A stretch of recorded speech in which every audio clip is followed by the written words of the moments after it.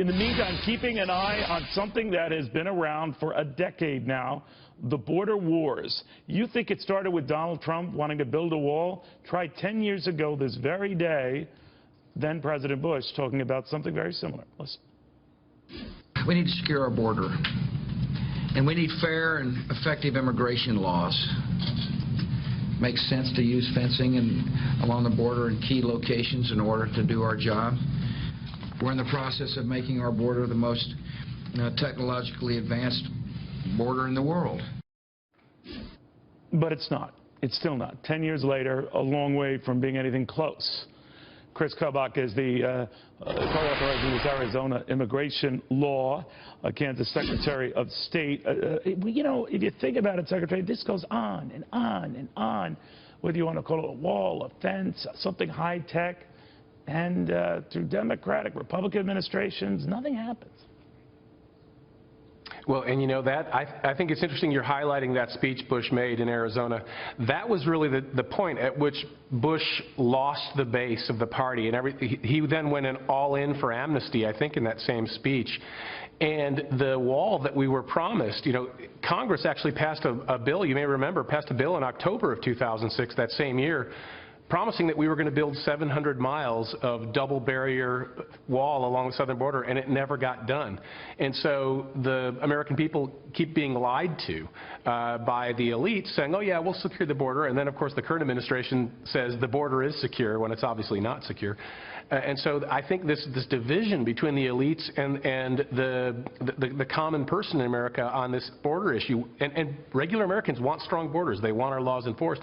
That 2006 turning point was a big one, and that's where the Republican Party lost its connection with its base.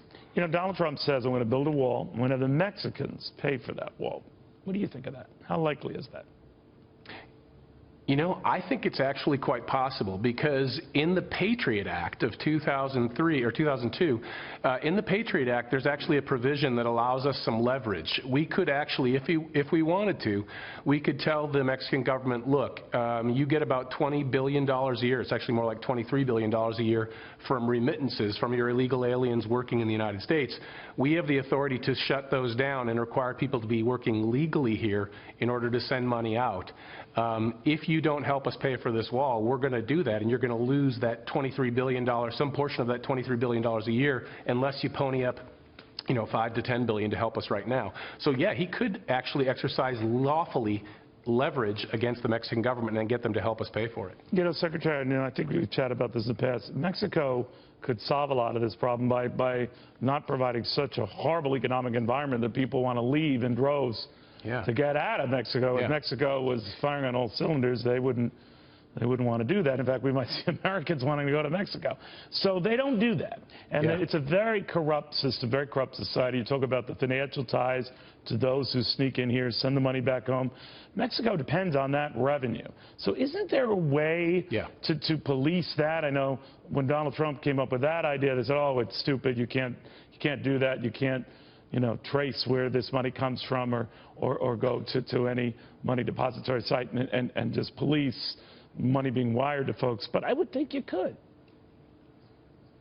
Well, you absolutely can police the money from our end. So this money is leaving the country by the hundreds of thousands every day. And so as a result, we can simply say that anyone using Western Union or some other mechanism to transfer money overseas has to demonstrate that they are lawfully present in the United States or a United States citizen. And that's the provision of the Patriot Act I was referring to, which was all about controlling the flow of money in and out of the country. The Patriot Act was with an eye toward terrorism. This would be with an eye toward securing our border. And so we can absolutely police the amount of money. We don't necessarily know where that money is going in the person's home country, but we don't need to know that. But you're right, Neil. Mexico has profited from our lax borders.